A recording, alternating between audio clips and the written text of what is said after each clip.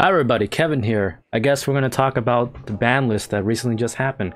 If you're wondering where I've been, sorry, I'm going through some life obligations and of course had a little bit of a sore throat, so you don't want to hear my gravely voice as much as it was. But obviously I'm better now.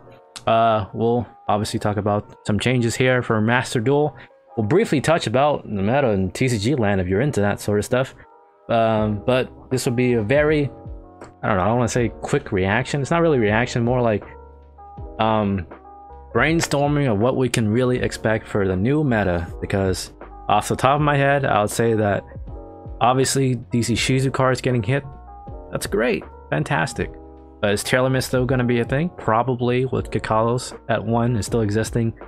Still going to probably be a problem. But anyways, before we start, of course, please like, comment, sub, all that fun stuff. If you don't know already, by the time this video comes up, I believe it's going to be top 8 soon for my Sky Striker tournament. Of course, we'll try to stream the grand finals. Hopefully you will enjoy that, because Sky Striker, of course, the mirror match is very fun. And I'm always open to mirror matches. If you want to challenge me and you dare to fight me, King of Simps, I will duel you and destroy you like I do my chat. But anyways, enough rambling about that. And of course, fill out the form down below if you haven't already. So I'm gonna send you a free race sticker. Don't worry, I'm getting on them.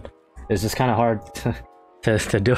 There's not much to really, you know, say play at Masterduel for the most part. But anyways, we'll get into some of the changes. Obviously, Cyber starting getting banned. That's fine, right? I think this is probably one of the biggest causes for degeneracy, especially with, like, you know, Sprite Elf and tier limits abusing it. So obviously that getting banned, that's fine. Smoke Grenade as Thief. I think that happened to me like twice. I played Dank Dank Crow, so I would probably hit that most of the time. So it only happened to me twice out of, like, I believe the 5 times that I dealt with it. But obviously very annoying card, because it can rip, like, you know, your entire hand before you even play if you don't have any interruption. So obviously that needs to go. Terraform, that's kind of a weird one, right? I think that's one of those cards where I believe everyone just like whatever about it. It's kind of like Upstart, right? Does it affect Sky Striker? Kinda, I guess, if you play Area Zero. Personally, at the moment, I don't think it's worth playing Area Zero in this format, at least, because it's kind of slow. You need to, you know, lose a card you control anyways to get your value card, which is probably Engage and Widow Anchor for the most part, right? So you didn't really need to play Terraforming anyways in Sky Striker overall, right? Obviously it hurts tier element, so that means they have to play the Crystal Beast engine now if they want to get consistent field spell. And also kind of sucks because it hurts other like rogue tier decks that play with, you know, that needs like a field spell or something. Off the top of my head, probably like Rika Sunvalon, which isn't really, like, I feel super duper oppressive, but obviously they rely a lot on their field spell. And then Terraforming hitting that, obviously consistency, you know, loss right there. Otherwise, Terraforming, I think they didn't really need to get hit personally, but Masterduel, you gotta remember that these things happen, I think, every month, right? Compared to TCG land and paper cardboard, where it's like once every, I don't know, 6 months, it feels like. Here in Masterduel, it's like monthly. They'll probably do small little things like that. I don't think they're gonna outright hit tier limit until probably the next pack, right? Or after Worlds or whatever it is, because they want to show off the shiny new cards. So that's why. At least you get free Gemmies if you had one. And you're probably wondering right now, where's the Max C? Ricky, Max C needs to be banned. It's not gonna happen probably in Masterduel, because it's the best in one format and it closely follows the OCG, right? So just gotta learn to live with it. Even as a TCG player, I was playing at Logos and I was like, man, I wish I had Max C in my hand right now, because my opponent was like popping off with Math Mech. But anyways, that's paper cardboard problems. Right now we're talking about digital cardboard. Onto the limited list. All the CGs except Agido, I believe, is... No, never mind, not Agido. What the hell is Kelbeck, right? Yeah, Kelbeck is still, I believe, at 3, I think. They hit all the other 3. These 2 are very important for getting hit, because those are were the annoying cards, in my opinion, right? The shufflers. Because obviously when you play Sky Striker, which is the only deck I basically play, they'll just shuffle back your 3 spells and or your Ray, and then you don't get the bonus effect from your Ngag. And usually the way you play around this is either you have the main Ghost spell, or you have to basically force it out with like Dank and Crow, or your Widow, or your Shark Cannon, or you have to waste a Red Ray Kagari, right? And then try to get your engage from graveyard that you sent off your green ray. They'll probably chain Dora to honor it, right? And then the only way you get Engag back is like searching it through blue ray, which is, you know, so convoluted, so stupid that you got to deal with that, right? And it seems that the only deck that can realistically play the Shizu cards anyways pretty much were like Tearlaments, right? And I guess 60 card grass variants of, you know, Shaddolls and like a bunch of other just mix max of engines. So these getting hit, it's great. Should it be banned? Probably don't need to be banned, because if they're banned, then I'm assuming that means Konami has to give you back the ultra rare gemmies. And at 1, is it still worth playing? Here in TCG land, people basically just dropped this off completely. But to be fair, Tearlament kind of got killed as well. So the only deck that really used these Shizu cards anyways were Tearlaments. And Tearlaments is still viable, so I really do think you're probably still going to play Keldo and these Shizu cards if you are playing Tearlaments. But those are only limited, low-key kind of pricing. That's it, really. But hey, it's Masterduel, right? They do tiny updates rather than, I think, sweeping large updates like in paper cardboard. And then everything that's semi-limited, bright blue. Low-key, I kind of forgot is even at 1. Right? Here in TCG land is at 3, whatever, right? Slight consistency boost, good for them, I suppose. Unless it was at 3. Was it at 3? Let me know in the comments down below. Again, I'm sorry, I only played literally one deck, Sky Striker. I believe it's at it was at 3. Yeah, it should be at 3. And now it's down to 2, so, you know, fine. This I remember being at 1, so now it's at 2. Bonus for you Orcus people. I feel probably most of the Orcus cards can probably get off the list at this point. Why are they not off the list? I assume because Konami's afraid of graveyard shenanigans happening over and over, because we'll talk about it later in TCG land, right? They put Engag to 2 to sell, you know, the manga and the new support that's going to come. That's complete garbage, but that's a conversation for later. We'll talk about that later. But Girsu, Orcus, hey, good for you. Nadir Servant, this should probably go to 3, and I don't think it would matter. I mean, Invoke, Dogmatica, Shaddol, that kind of dropped off the face of the planet. This can probably go at 3. Probably wouldn't matter too much. Metaverse, obviously now to 2. Again, this can probably go to 3 because it's a trap. Traps are very slow. And then there's so much setup you need to happen, right? And then you basically only activate on your opponent's turn. So this, I'm assuming this is at 2 now to compensate for the terraforming. Is this worth playing? I guess you can play trap tricks now to banish your other copy so you can reset another metaverse. I don't know, right? That's an option, I guess. Cyber Angel Benton. This one, obviously, as a hater of Mr. Negate, I don't like it because that deck is so dumb. Sure, it dies to Forbidden Droplet, right? To be fair, or like Dank-Ruler. But there's just so much like negating and stuff. It's like if you run hand traps, you're screwed.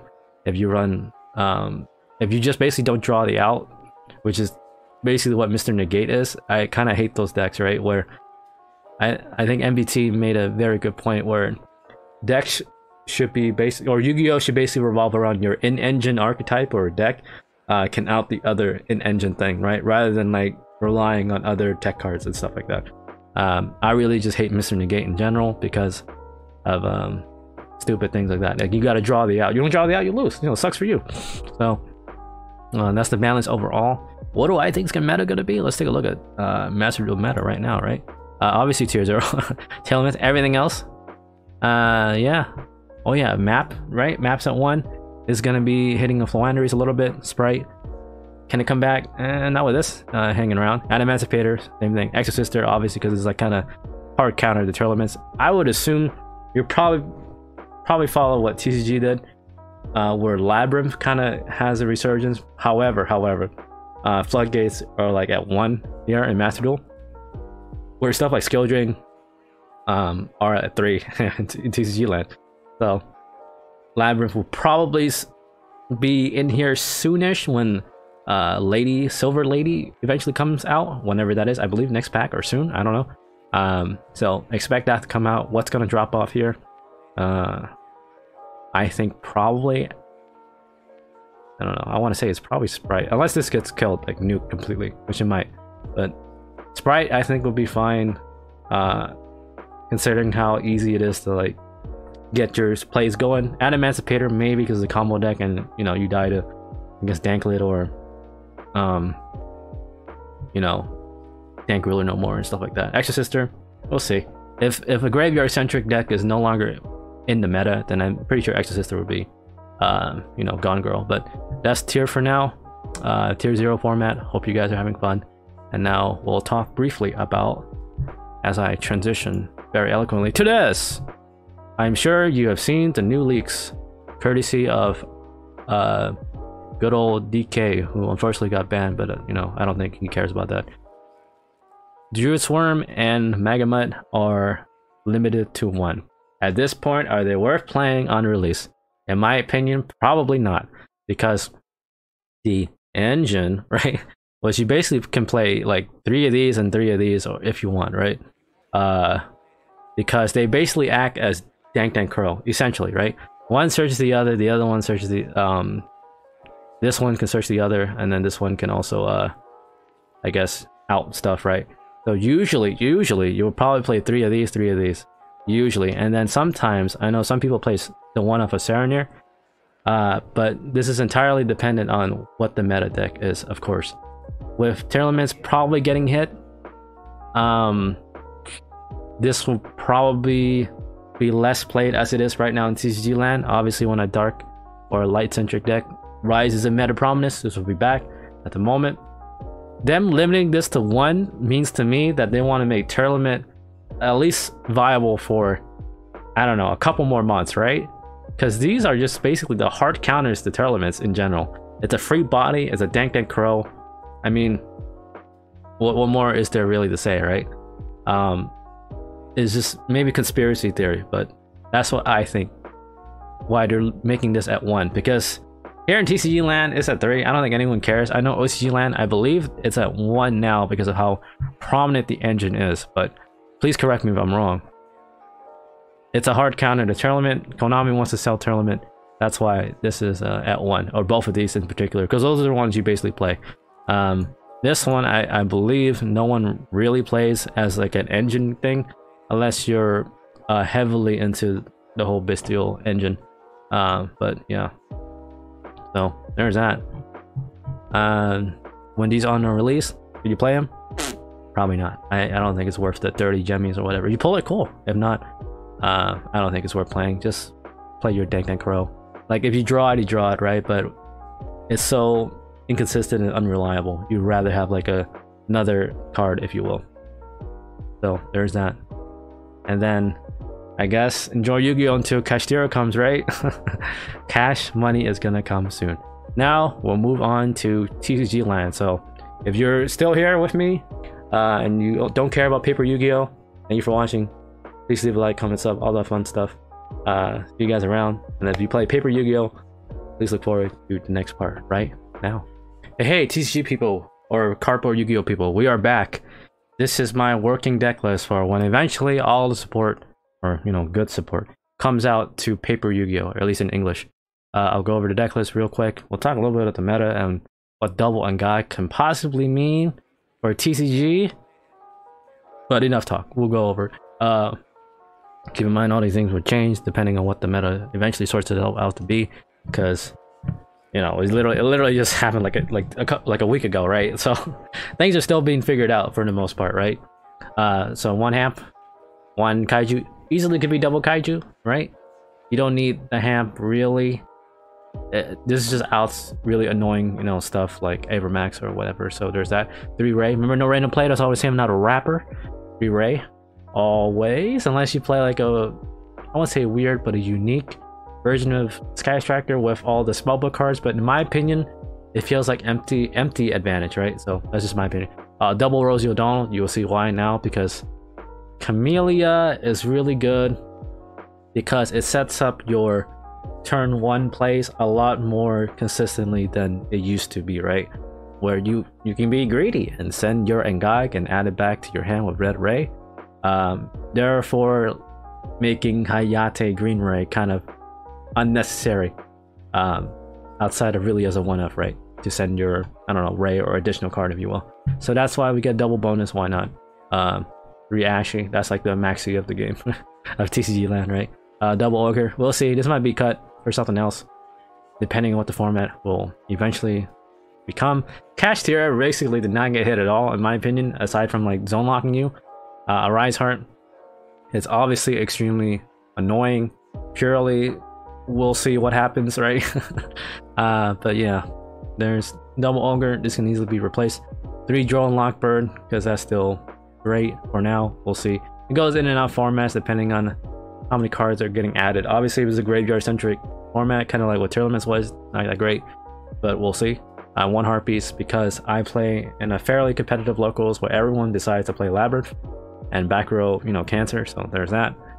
1 triple Tactics Talent. I have a playset of this, but I just play 1 to search off the 1 thrust that I managed to pull. This can easily probably be a 2 or 3.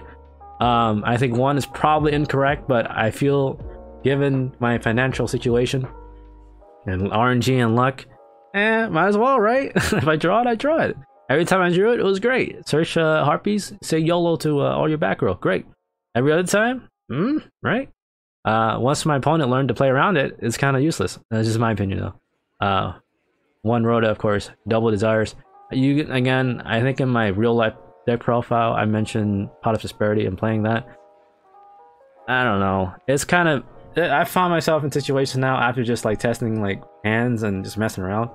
I would Pot of Prosperity until like Engage, and I had 3 spells engraved, and obviously you can't get the bonus effect from Engage, which is the whole point of Engage, right?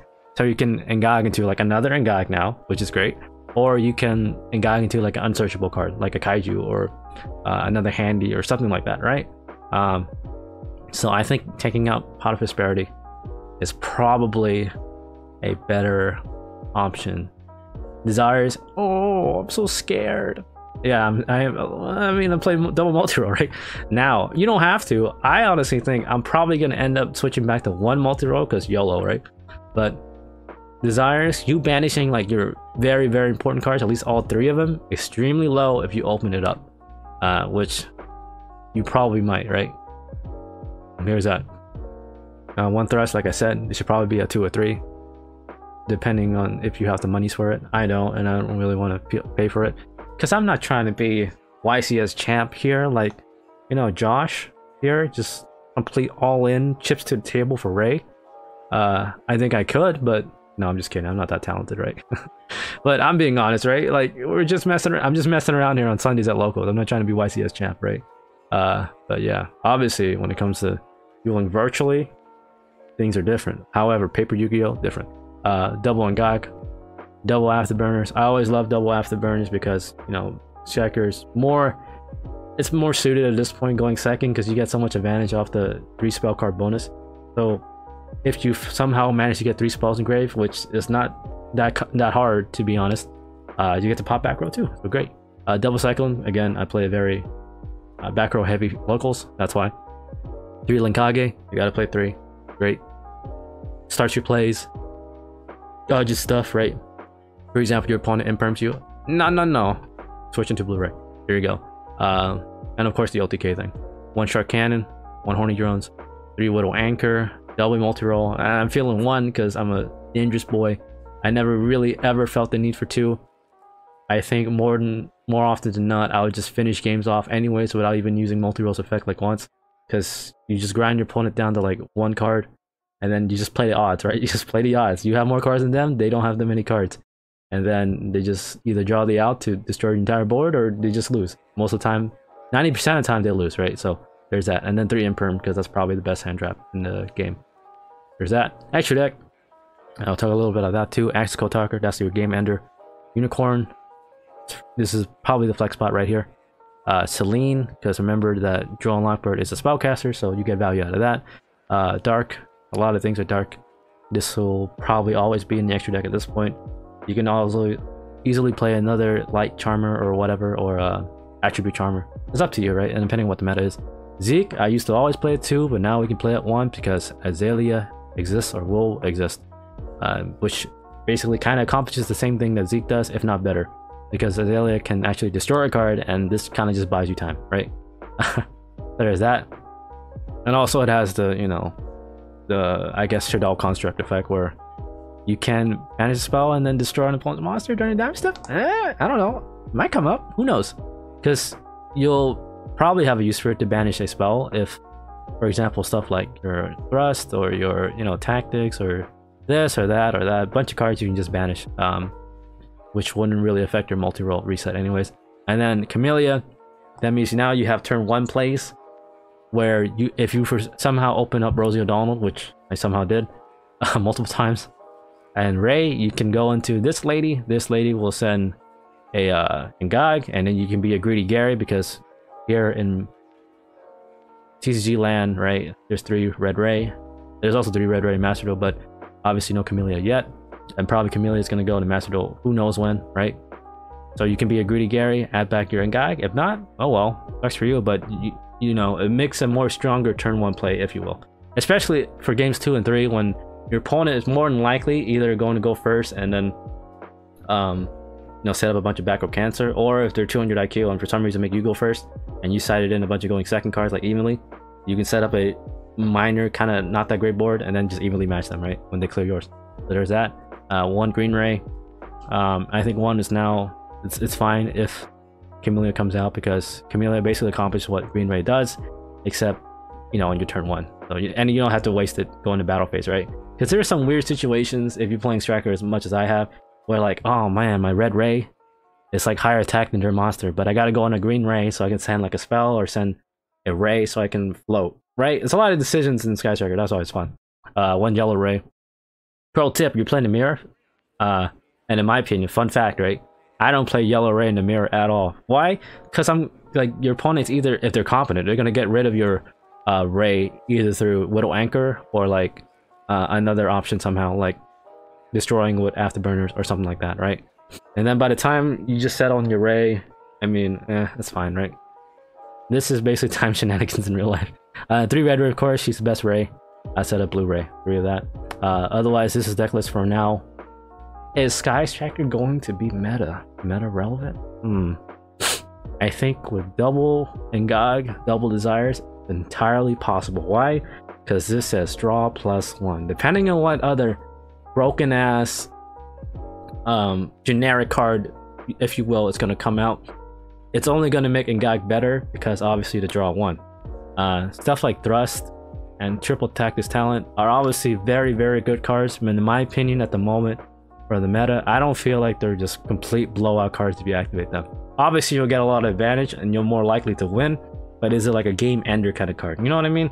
Like, for example, like if you drop Dank Ruler on like a deck that like a combo deck, you're probably gonna destroy them. Or another like game ender card, if you will, on the power scale is evenly matched if it manages to resolve and your opponent has a full board. That's, you know, that's like a game ender kind of card. And also, if I remember correctly, they semi-limited Lightning Storm for some reason, right? Am I correct? Lightning, let's see, Storm. I believe it's at 2 now, so that's even less board breakers if you choose to play that kind of thing. Yeah. So Lightning Storm is another one of those cards where I feel like it's like not necessarily like a game ender kind of thing, unless you're playing a very specific kind of deck. Like, you know, your opponent says 5 back row, you Lightning Storm them, it's probably GG. But at the moment, a lot of decks are very resilient, and I don't feel there's like a 1 or 2 cards where you just activate this, you win. When that eventually happens, which I'm sure Konami has like some secret card that's gonna come out that's generic, it's gonna give more value to Ngag and therefore give more value to you hopefully drawing into certain cards like that. That's just my opinion. Anyways, looking good for Sky Striker.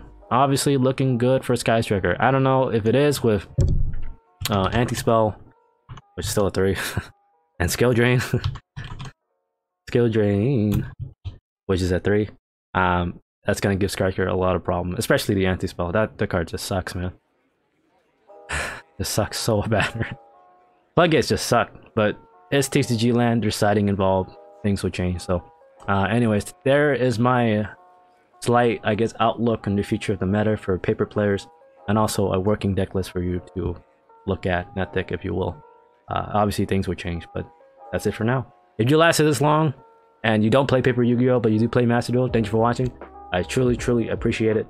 Please leave a like, comment, sub, all that fun stuff. Thank you all channel members. See you in the room. Bye bye.